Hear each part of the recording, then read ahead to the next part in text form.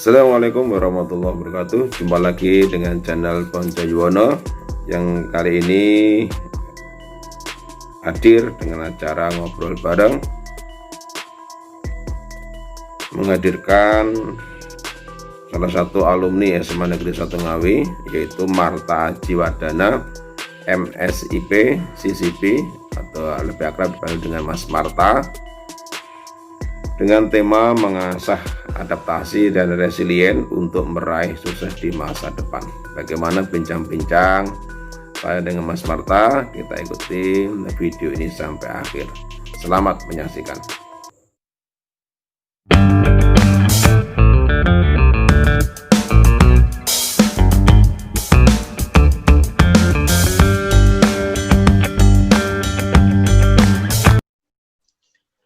Bismillahirrahmanirrahim.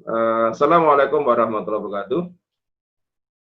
Waalaikumsalam warahmatullahi wabarakatuh. Jumpa lagi dengan channel Ponco Yuwono dalam acara ngobrol bareng yang kedua. Ini menghadirkan Mas Marta. Selamat sore Mas Marta, dan diberikan kesehatan. Sore Pak Ponco, alhamdulillah. Pak Ponco sehat? Alhamdulillah. Sudah lama nggak ketemu? Ya. Iya Pak. Alhamdulillah kita lewat virtual aja lah. Penting masih batinnya masih tetap ketemu setiap waktu. Betul Pak. Masih terkoneksi. Oke, terima kasih Mas Marta atas kehadirannya. Saya mencoba untuk belajar ya, kita acara ini kita sharing saja, mudah-mudahan apa yang ini menjadi inspirasi, motivasi bagi terutama untuk adik-adik kita, ada di SMA yang lagi belajar, bermotivasi dengan acara ini. Intinya itu aja saya. Oke. Ya. Baik, saya kenalkan, ini Mas nama lengkapnya Marta Jiwadana, MSIP CCP. Ini tanggal lahir di Ngawi 16 Maret tahun 1996. Pendidikan SMA Negeri 1 Ngawi tahun 2013, S1 Matematika ITB 2017 dan S2 Pengajaran Matematika ITB tahun 2020. Untuk aktivitas saat ini yang pertama asisten akademik pengajaran matematika ITB, yang kedua penelitian dan pengembangan modul pembelajaran Puspenjar Kemdikbud, dan aktivitas yang lain nanti mungkin Mas Marta bisa menyampaikan. Ya. Untuk kali ini dengan tema yaitu mengasah adaptasi dan resilient untuk meraih sukses di masa depan. Ini kenapa Mas Marta? Kita tentunya setiap orang punya ingin sukses ya, ingin sukses. Cuma jalan ke sukses kan juga perlu butuh proses semuanya. Seberapa jauh ya atau kenapa ya perlu adaptasi untuk orang sukses? Monggo ya, terangkan. Ya, bismillah, terima kasih. Saya menyapa dulu viewernya Pak Ponco. Silakan Mas Marta. Ya, assalamualaikum teman-teman semuanya. Semoga sehat selalu. Amin. Dan support terus nih channelnya Pak Ponco, Guru Kreatif SMA 1. Siap. Iya, terima kasih Pak Ponco mengundang saya untuk sharing. Saya juga belajar dengan saya menyampaikan inspirasi, motivasi. Saya juga belajar untuk diri saya sendiri gitu ya. Nah, terkait dengan pertanyaan Pak Ponco tadi dan tema kita hari ini adaptif dan resilient untuk sukses di masa depan. Dan kenapa kita perlu adaptif dan resilient gitu ya. Dan tadi Pak Ponco menyinggung proses gitu ya, untuk sukses butuh proses. Nah, benar, proses itu memang yang harus dilewati semua orang, dan artinya proses tidak mungkin instan. Nah, proses yang tidak instan ini pastinya akan menghadirkan kejenuhan, hal-hal yang mengecewakan, hal-hal yang menyakitkan. Nah, sehingga kita butuh yang namanya adaptasi dan resilient. Nah, adaptasi sendiri dari istilah artinya kan menyesuaikan diri, adaptif gitu ya. Nah, kemudian kalau resilient itu artinya daya bangkit atau daya lenting.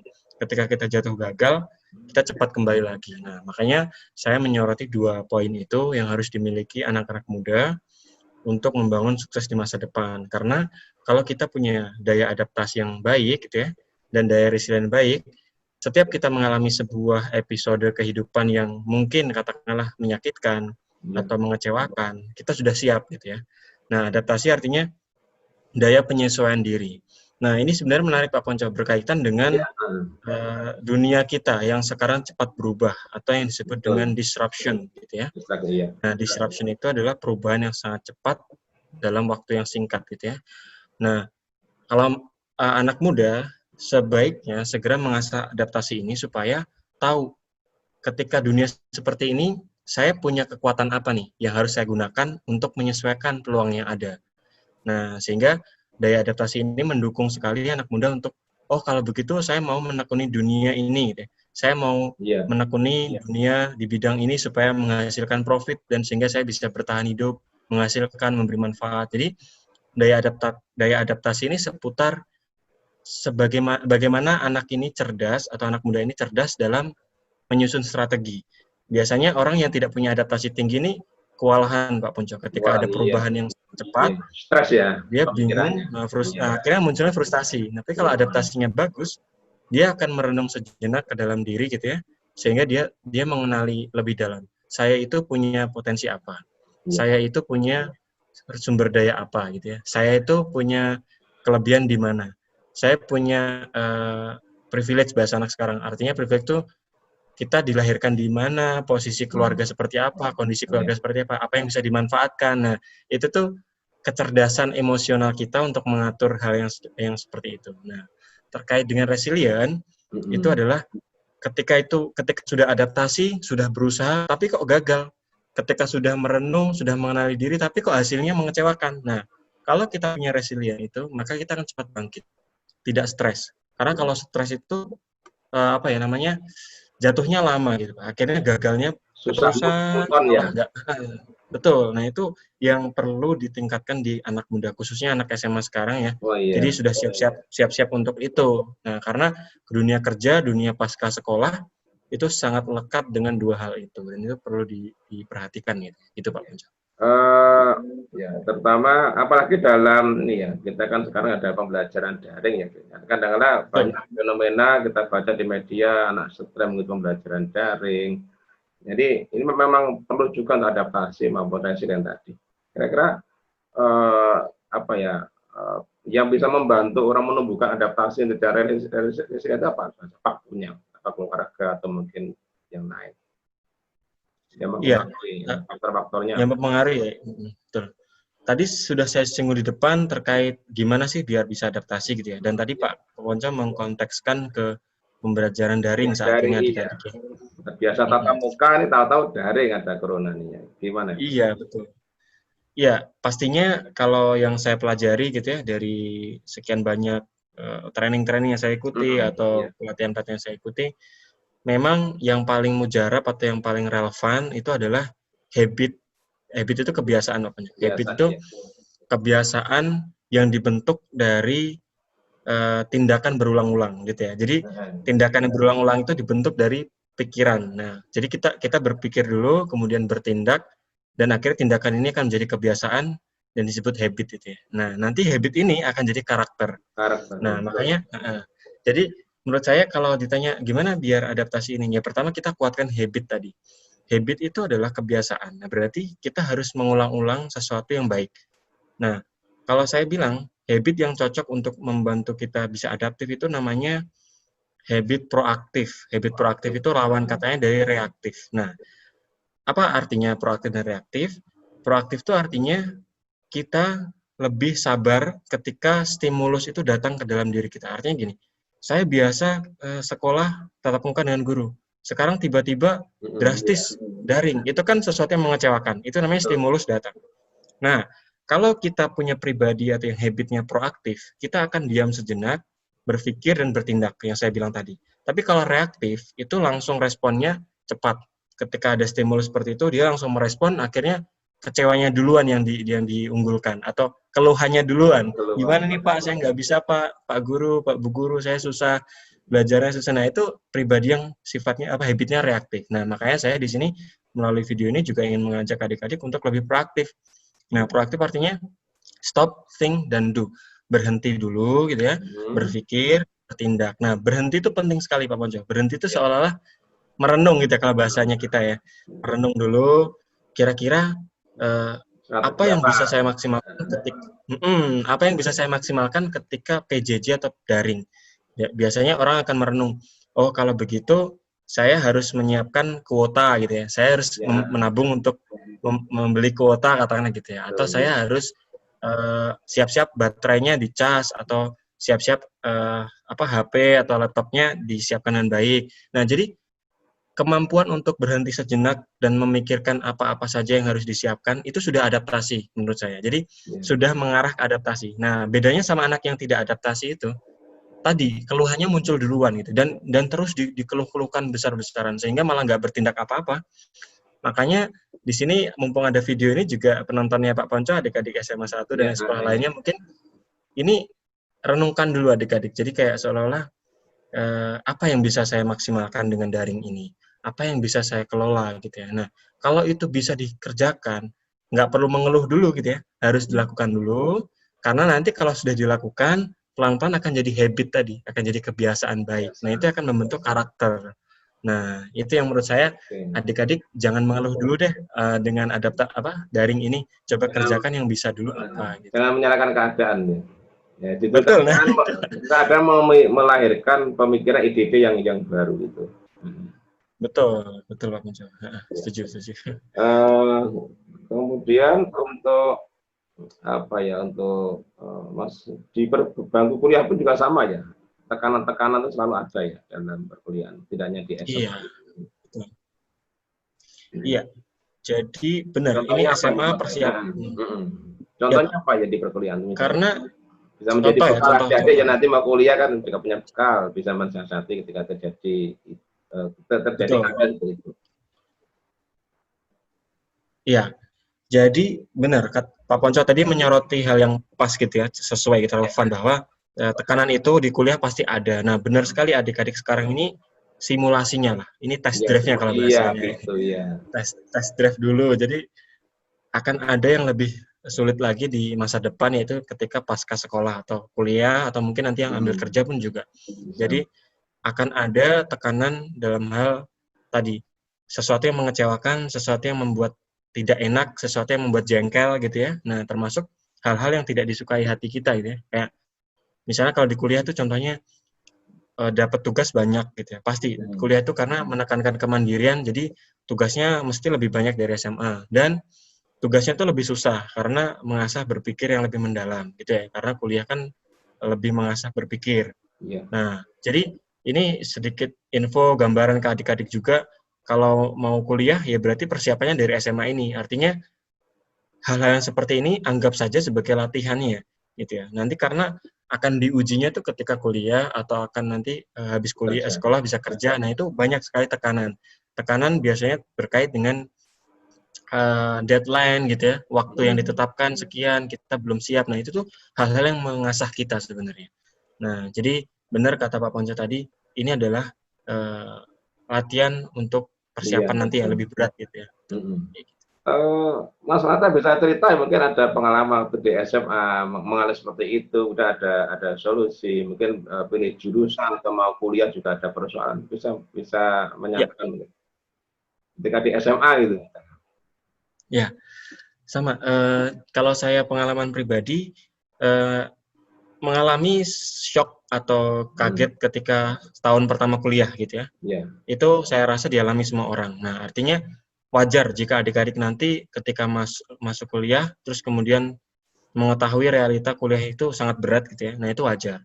Nah, tapi yang saya terapkan waktu itu, yang saya sampaikan di awal tadi, proaktif tadi. Bagaimana kita tidak reaktif, bagaimana kita tidak langsung merespon dengan keluhan. Karena saya yakin keluhan-keluhan itu akan semakin memberatkan justru. Selama kita bisa mengatasinya, kita lakukan yang apapun yang bisa kita lakukan. Kita coba dulu kayak gitu. Nah, diiringi dengan berdoa. Karena kalau pengalaman saya tuh mendapati semua kejadian dalam hidup ini saya rasa sebuah keberuntungan.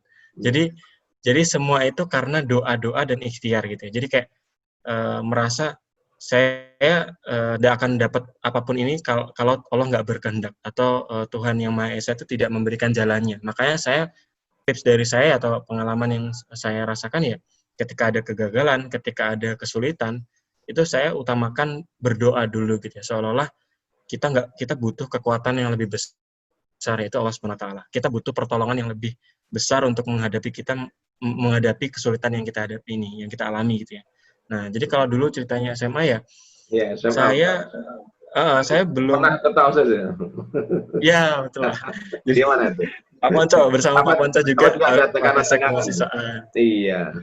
Iya, dulu sama Pak Ponco, ya itu termasuk latihan saya di situ. Latihannya dulu ketika bersama Pak Ponco, di bawah bimbingan Pak Ponco kesiswaan, kami banyak mengerjakan tugas OSIS ya, dalam artian ada program-program OSIS, tapi kami juga harus seimbang dalam belajar. Nah, di situ ditantang tuh, artinya gimana memanage waktunya, gimana tetap konsentrasi dalam kelas gitu. Nah, itu jadi latihan buat saya, dan solusi yang saya pakai waktu itu ya karena waktu belajar saya terambil oleh OSIS ya, artinya saya harus memaksimalkan belajar di kelas. Nah, waktu itu saya di kelas itu ini buat motivasi aja ya. Saya kalau nggak salah dulu Bu Ratna yang sudah ini ya, Purna ya. Bu Ratna itu jadi beliau tuh memuji saya kayak, oh ini Marta ini kalau di kelas konsentrasinya bagus gitu ya. Makanya meskipun jadi ketua OSIS tetap bisa berprestasi, dan artinya oh berarti saya tuh kelebihannya di sini ya. Ketika guru mengajar, saya tuh memperhatikan gitu. Jadi saya nggak perlu belajar lagi di luar kelas karena di kelas itu sudah diajarkan guru dengan baik gitu ya. Tinggal ngikutin aja. Akhirnya kita konsentrasi penuh, nanti pelajaran tuh masuk gitu ya. Nah, menurut saya itu yang bisa saya share ya, supaya nanti kalau cocok diterapkan aja. Konsentrasi di kelas maksimal gitu. Paling guru tuh ngajarkan satu sesi 40 menit ya Pak Ponco ya? Iya, 45 menit. Cukup kita bertahan segitu aja gitu ya. Itu insya Allah udah maksimal sebenarnya. Secara teori 20 menit udah maksimal itu. Luar biasa 45 menit. Mas Marta, untuk ini kan juga ada masa sukses di masa depan ya. Jadi apa ya makna daripada sukses di masa depan menurut pemikiran Mas Marta? Betul. Kalau saya mengartikan sukses itu memang sesuatu yang tidak bisa dibanding-bandingkan ya antara satu orang lain dengan orang lain. Nah, karena wilayah dari rezeki itu kan Allah Subhanahu wa taala yang ngatur, atau Tuhan pencipta kita. Yang bisa kita atur, yang bisa kita evaluasi, itu adalah upaya kita. Nah, saya mendefinisikan sukses ketika upaya manusia bertemu dengan hasil yang pantas. Jadi seolah-olah kita sudah maksimal gitu ya, kita sudah berusaha dengan sekuat tenaga, dan hasilnya itu datang dengan pantas gitu ya. Nah, jadi kayak kita mengharapkan sesuatu yang lebih, berarti usahanya harus lebih. Kita mengharapkan sesuatu yang biasa-biasa, ya usahanya pasti berimbang gitu ya. Nah, jangan sampai kita usahanya rendah, pengennya tinggi, itu secara teori tidak akan nyampe gitu ya. Nah, makanya sukses itu adalah kecerdasan seseorang dalam menyikapi semua pemberian Tuhan. Jadi menurut saya nggak boleh kita membandingkan satu sama lain sukses. Oh si A lebih sukses, lebih kaya hartanya gitu ya. Oh si B lebih ini. Bukan itu ukuran sukses. Karena sukses itu adalah bagaimana kita seimbang tadi, seimbang dalam upaya dan hasilnya ya. Dan satu lagi, seimbang dalam, kalau saya mendefinisikannya atau mengartikannya ini Pak Ponco, 4 dimensi kehidupan. Nah, saya mendefinisikan sukses itu jika 4 dimensi ini seimbang. 4 dimensi ini adalah religi, rasio, raga, dan rasa. Nah, 4R ya. Religi, rasio, raga, dan rasa. Jadi religi itu hubungan kita dengan Tuhan Yang Maha Esa atau beribadah. Kita sukses kalau nggak rajin ibadah untuk apa gitu ya. Nah, makanya itu harus ada religi. Kemudian kalau rasio itu adalah pemikiran. Kita sukses tapi pemikiran kita nggak berkembang, kecerdasan kita nggak berkembang.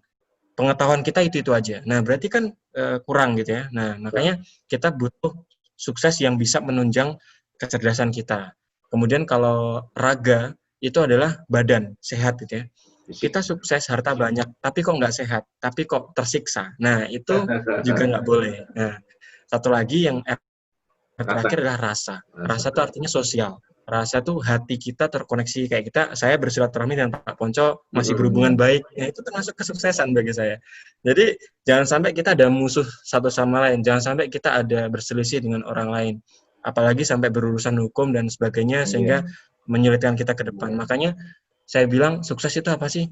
sukses tuh nggak usah diukur dari harta. Sukses itu 4R tadi imbang. Makanya orang akan mengukur sendiri. Kalau gitu harta saya yang saya punya segini. Apakah saya menggunakannya untuk keperluan ibadah tadi? Sudah apa belum gitu ya? Untuk keperluan rasio, apakah saya menggunakannya untuk keperluan raga? Jangan-jangan uangnya banyak tapi makannya nggak bergizi, olahraganya kurang, atau hal-hal sifatnya kurang cerdas dalam memanage keuangan itu kan. Nah makanya saya bilang 4R itu ukuran yang pas untuk mendefinisikan sukses di masa depan. Kita nggak perlu bandingin satu sama lain, yang penting kita evaluasi. 4R itu udah seimbang belum? Kalau belum, berarti kita butuh belajar lagi, butuh usaha lagi untuk sukses. Kalau merasa sudah, berarti tinggal disyukuri dan dipertahankan. Seperti itu, Pak Punco. Iya. 4R ya. Betul, 4R tadi. 4R tadi ya. Jadi ada religi, ada rasio, ada raga, dan ada rasanya. Jadi mungkin setiap orang juga punya definisi masing-masing dan itu sebenarnya relatif ya. Jadi tapi itu juga bagus. Betul. Mas Manta, kan tadi adaptasi itu perlu proses tadi dan itu perlu diasah ya. Jadi kadang-kala guru atau orang tua tuh susah untuk membangkitkan anak-anak berubah. Bagaimana ya supaya anak harus ada kemauan dari anak sendiri atau karena faktor eksternal ya. Menumbuhkan kesadaran ini juga susah. Bagaimana kiat-kiatnya supaya anak-anak dia cepat ayo bangkit itu. Tidak menunggu faktor eksternal. Ya, sebenarnya dua arah ya Pak Ponco ya. Jadi guru tidak selalu salah dan siswa juga tidak selalu salah. Dan artian kalau dari pandangan guru berarti kita lebih bersabar, dalam artian lebih bersabar untuk terus mengembangkan siswa ini gitu ya. Dari pandangan siswa, ya berarti siswa itu harus sadar bahwa gurunya sangat sayang nih kepada siswanya. Masa sih kita nggak mau menjemput kasih sayang itu dengan berupaya lebih? Nah, jadi memang harus dua arah, makanya ketemu. Tapi kalau satu aja kayak kejar-kejaran gitu ya, apalagi ini menghindar, anaknya nggak mau, wah pasti nggak akan nyampe tuh. Nah, ini juga renungan buat adik-adik juga ya. Jadi menurut saya memang untuk membuat adaptasi resilient yang kita bahas di awal tadi tidak semudah yang kita bayangkan. Butuh waktu panjang dan juga ada sebuah quote atau pepatah itu untuk menumbuhkan satu orang anak itu butuh seluruh warga desa gitu Pak. Bahasa Inggrisnya saya terjemahkan gitu ya. To raise one child need one village gitu ya. Jadi kayak intinya seolah-olah menggambarkan membentuk satu orang itu butuh banyak effort gitu, banyak usaha. Nah, jadi dalam artian kita memang dalam katakanlah SMA hanya 3 tahun. Kita mungkin nggak akan menemukan anak ini berubah drastis Pak Ponco. Jadi mungkin nanti ketika sudah kita tanamkan nilai-nilai kebaikan, dia akan sadar tuh ketika udah kuliah, ketika nanti sudah kerja, maka dia akan berubah. Nah, ini juga kabar baik bagi adik-adik. Jangan merasa, wah aku kok nggak bisa berubah-berubah ya.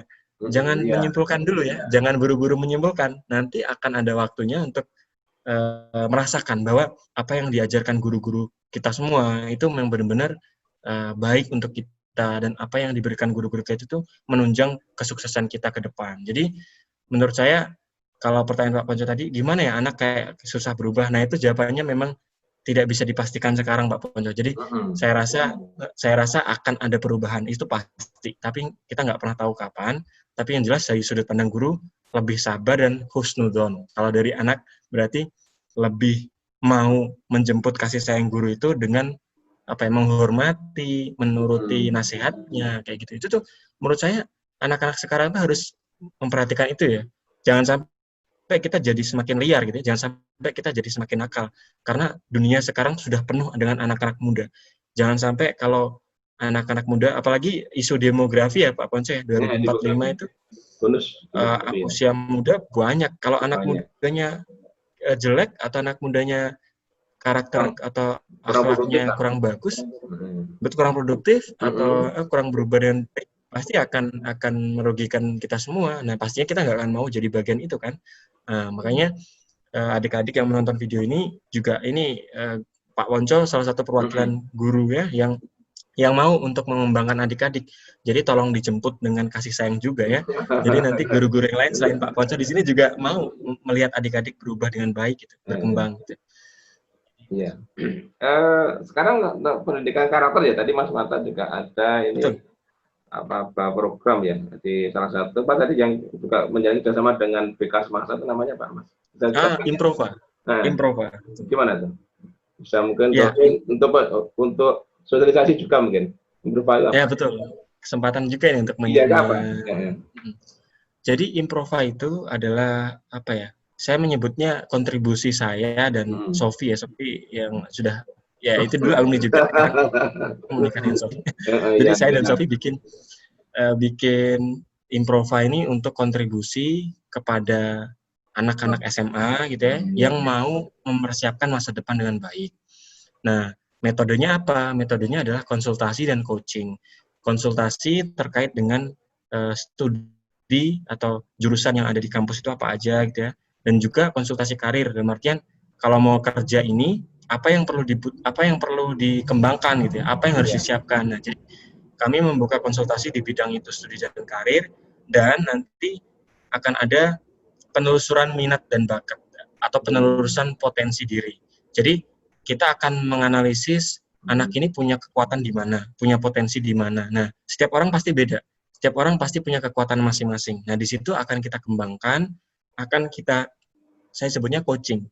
Coaching itu adalah memberikan pertanyaan-pertanyaan yang sifatnya ini Pak Ponco, provoking atau provokatif untuk memancing tadi rasionya supaya bergerak. Mengekspor pemikiran anak-anak ya, sejauh mana. Betul. Nah, itu namanya coaching. Nah, saya kemarin sekolah coaching juga di Vanaya Coaching Institute International, itu certified ya, makanya di itu saya tulis certified CCP itu Pak. CCP itu certified coach practitioner. Jadi saya sering mengcoaching anak-anak, sering mengcoaching mahasiswa, sering mengcoaching beberapa teman saya. Jadi untuk tadi mengeksplor pikiran supaya dia tahu apa yang harus saya kembangkan, apa yang harus saya maksimalkan, apa kekuatan diri yang bisa saya gunakan supaya saya meraih sukses ini. Nah, itu adalah metode-metode yang akan kami gunakan di Improva. Makanya kerjasama dengan BK Semasa itu kami ingin berkontribusi kepada alma mater ya, kepada alumni,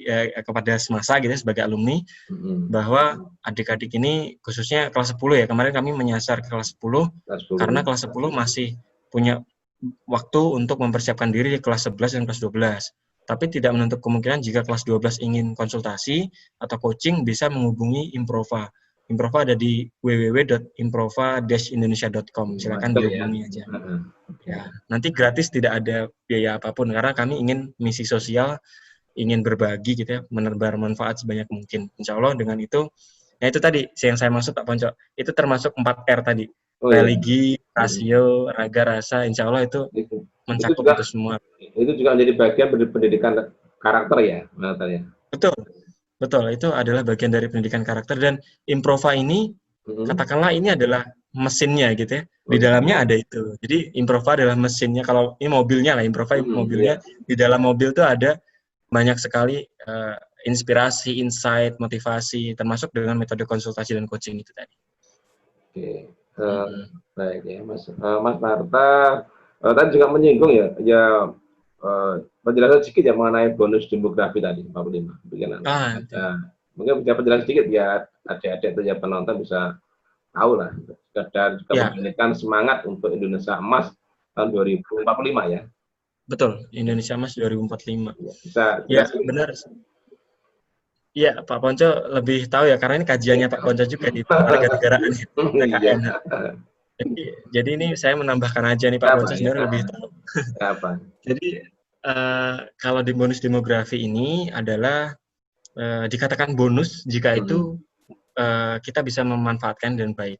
Itu nggak jadi bonus kalau malah justru jadi ancaman ketika kita tidak mempersiapkan dengan baik. Nah, makanya ini bergantung banget ke adik-adik, karena di 2045 itu diprediksi usia produktif, usia muda, usia yang di rentang 25 ke atas ya, sampai 25-40 ya, sekitar itu, usia produktif itu banyak di Indonesia, di negara kita. Makanya disebut ini adalah masa-masanya para pemimpin muda nih untuk mengambil alih kepemimpinan di Indonesia gitu ya, dengan berbagai macam kontribusinya.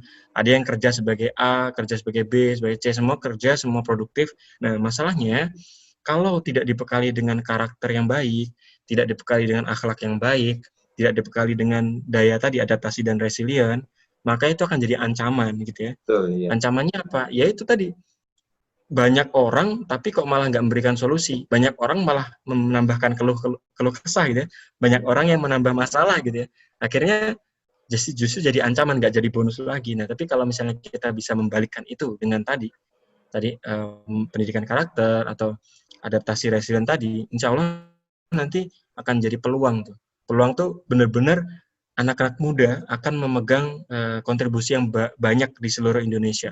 Kalau katakanlah ini anak-anak Ngawi gitu ya, insya Allah sudah punya kontribusi di daerah masing-masing, atau banyak misalnya kerja di perantauan, tapi dia punya visi masa depan untuk membangun daerahnya di masa depannya nanti gitu. Jadi kayak seolah-olah kita punya kader-kader atau generasi harapan yang sudah punya motivasi untuk memberi manfaat sebesar mungkin dengan kontribusi atau perannya masing-masing. Jadi sekali lagi tidak ada bandingan satu antar lain ya. Jadi mau profesi apapun itu, mau jadi TNI, Polri, wirausaha, pegawai negeri, guru, dosen, semuanya, dokter, itu semua akan bermuara pada apa sih manfaat yang akan diberikan. Nah, jadi kaitannya dengan demografi tadi, bayangkan jika seluruh pemuda yang menjadi bagian dari bonus demografi tadi punya kemauan untuk memberi manfaat, Indonesia akan bangkit. Makanya disebut Indonesia Emas. Jadi semoga ya, ini masih pertanyaan besar nih, apakah kita mampu ya? Termasuk saya juga termasuk di situ ya.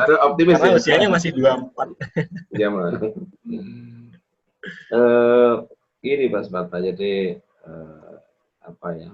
Pentingnya adaptasi dalam meraih sukses yang di masa depan lebih sukses itu dikaitkan dengan pendidikan karakter, ini sangat nyambung sekali ya, antara adaptasi, pendidikan karakter dan sukses ini sangat nyambung sekali ya.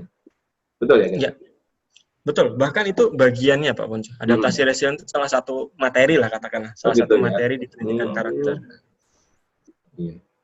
Iya. Mungkin ada harapan Mas Mata, jadi untuk baik anak semasa pemuda-pemuda dalam menyongsong masa depan lebih sukses, harapannya apa? Terutama dalam mengenyam pendidikan ya. Betul. Ya, pastinya saya berharap lebih optimis, lebih husnudon gitu ya. Jadi kayak seolah-olah optimis tuh ya kita maju terus gitu ya. Seolah-olah apa yang jadi kendala itu pasti akan teratasi gitu ya. Nah, itu termasuk husnudon juga ya, berprasangka baik gitu. Jangan sampai keluh kesah atau yang sifatnya putus asa itu menghinggap di hati kita. Karena kan kita juga nggak boleh ya, jangan lama-lama berputus asa gitu. Nah, itu menurut saya harapan yang harus kita tanamkan di semua pemuda gitu ya. Kalau adik-adik SMA, berarti harapannya itu tadi, ini sudah saatnya sekolah yang beneran gitu. Kalau SD, SMP mungkin masih bergantung, masih kurang mandiri, atau masih anak-anak lah ya. Tapi kalau misalnya di SMA, ini harus sudah serius, harus lebih bisa mengatur waktu, jangan sia-siain waktu gitu ya. Jangan main-main, jangan boros, jangan intinya jangan membebankan orang tua lebih berat gitu loh. Jadi harus coba pelan-pelan kita berkembang supaya kita bisa menyiapkan diri menuju dunia pasca sekolah. Bisa langsung kerja, bisa langsung pendidikan, tapi disarankan untuk ngambil pendidikan atau kuliah. Karena apa? Karena tadi masyarakat yang usianya produktif itu banyak. Kalau kita nggak dapat ijazah S1 atau D3 atau D2, D1, maka akan susah, saingannya berat gitu ya. Saingannya banyak gitu ya. Tapi kalau adik-adik mengambil pendidikan gitu ya, setidaknya ada ilmu yang masuk dan itu bisa diolah menjadi potensi tadi. Nah, makanya tadi Pak Ponco menyoroti pentingnya mengenyam pendidikan, itu sangat penting sekali bagi saya, sudut pandang saya. Dan terkait biaya, terkait dengan hal-hal yang digunakan untuk meraih itu, insya Allah akan bisa diupayakan. Dalam artian bisa ada beasiswa, bisa juga ada yang sekarang tuh ada student loan ya, biaya pinjaman kuliah itu juga ada. Tapi menurut saya kalau anak-anak Ngawi ini yang bisa dimanfaatkan beasiswa bidik misi yang sekarang namanya KIPK itu ya Pak. Itu kayaknya harus dimanfaatkan dulu.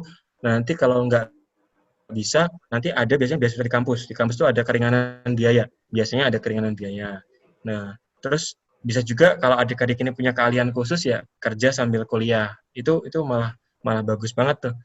Karena kalau saya dulu juga sambil nyambi ngajar Pak Ponco. Jadi sambil ngumpulin uang saku gitu-gitu. Jadi kayak itu harus dilalui supaya dapat pengalaman gitu ya. Nah, adik-adik silakan lah, jangan takut-takut untuk mencoba. Nah, jadi harapan saya adik-adik SMA 1 pokoknya harus optimis. Kalau mau kuliah ya kejar dari sekarang.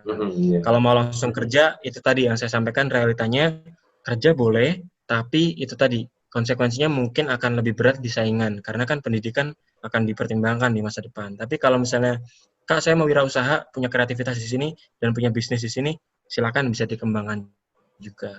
Nah, jadi semua baik, tapi yang baik itu adalah yang bisa memilih terbaik gitu ya, memilih yang terbaik. Oke. Itu sih.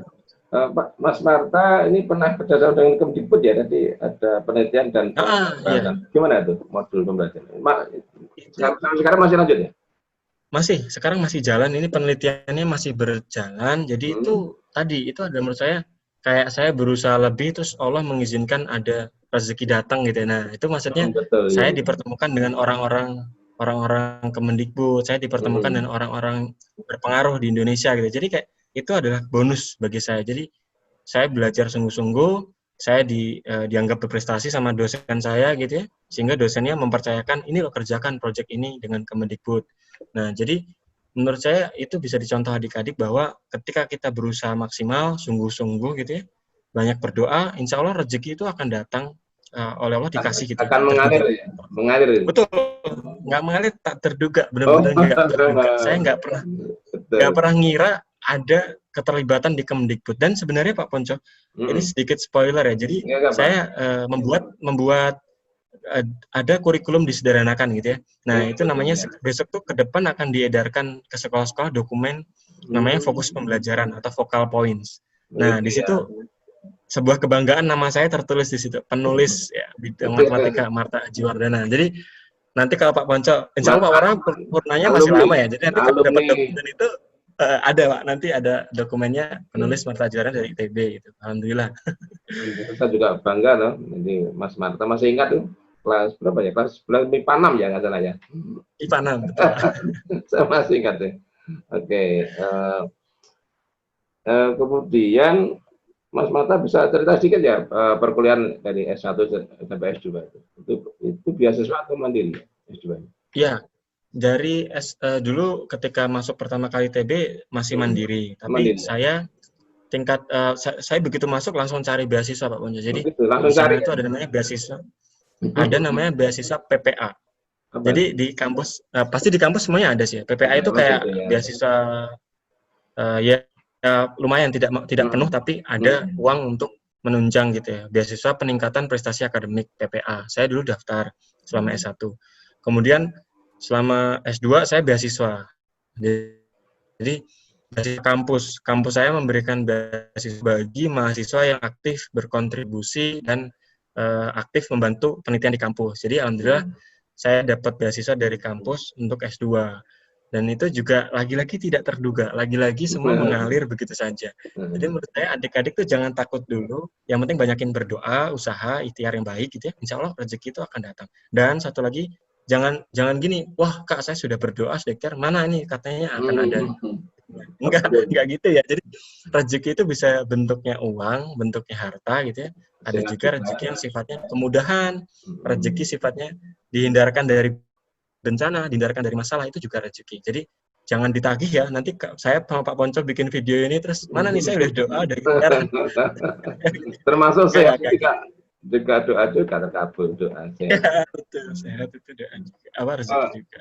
Mas Marta soal pribadi ya, jadi sampai mungkin juga menjadi motivasi dan inspirasi adik-adik. Peran orang tua gimana Mas Marta? Peran orang tua mengatakan sampai posisi sekarang ini Mas Marta.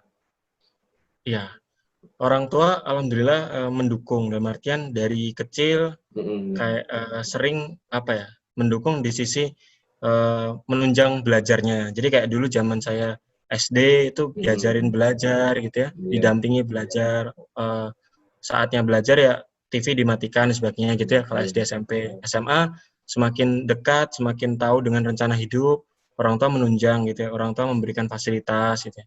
Nah, itu hal yang saya syukuri. Kemudian ketika sampai titik ini juga orang tua mendukung apa yang saya mau, apa yang saya inginkan untuk kembangkan gitu ya. Tapi bagi saya orang tua ini lagi-lagi adalah sebuah kenikmatan yang tidak bisa dibandingkan. Artinya gini, jangan sampai adik-adik melihat oh orang tuanya Mas Marta mendukung banget gitu ya. Orang tuanya Mas Marta kayaknya sangat oke banget nih dengan tujuan hidupnya Mas Marta gitu ya. Nah, jangan dibandingkan dengan orang tua adik-adik sekarang, tapi doakan supaya mereka terbuka hatinya untuk mendukung adik-adik. Tapi sebenarnya gini loh, orang tua itu kan pasti ingin yang terbaik untuk anaknya gitu ya. Nah, artinya bukan berarti kalau keinginan adik-adik tidak dipenuhi atau tidak didukung, itu bukan berarti apa yang kalian inginkan itu sirna gitu, enggak. Itu artinya Allah sedang menguji kalian. Kalian mau nggak mengkomunikasikan hal baik itu kepada orang tua dengan bahasa yang lembut? Kalian mau nggak mengkomunikasikan keinginan itu dengan bahasa yang tidak menyinggung? Atau kalian mau nggak membuat komunikasi itu lebih menarik dengan menjanjikan hal yang sifatnya logis gitu, kayak, oh Bu, saya mau jurusan ini karena nanti ke depan akan ada pekerjaan seperti ini dan saya punya bakat di sini. Nah, itu tuh sesuatu yang bisa kita upayakan. Jadi orang tua manapun itu akan setuju atau akan mendukung jika anaknya itu dirasa yakin, dirasa mampu gitu ya. Nah, makanya tunjukkan ke orang tua bahwa saya ini mampu, saya ini orang yang mau bertanggung jawab, saya ini orang yang mandiri. Oh, pasti orang tua akan mendukung. Seperti ini Pak ya, orang tua pada umumnya gitu ya Pak Ponco, karena dikira masih sudah kecil. jadi orang tua nih. Iya, dikira masih kecil karena memang kenyataannya belum bisa belum bisa dipercaya, belum nampak bibit-bibit tanggung jawabnya, maka ya wajar kalau anak orang tua menganggap masih kecil. Maka saya setuju sekali ya, tunjukkan kalau memang kamu itu siap untuk bertanggung jawab, sehingga orang tua juga akan mendukung apa yang kamu inginkan itu ya kira-kira. Ya, betul begitu Pak Ponco. Setuju.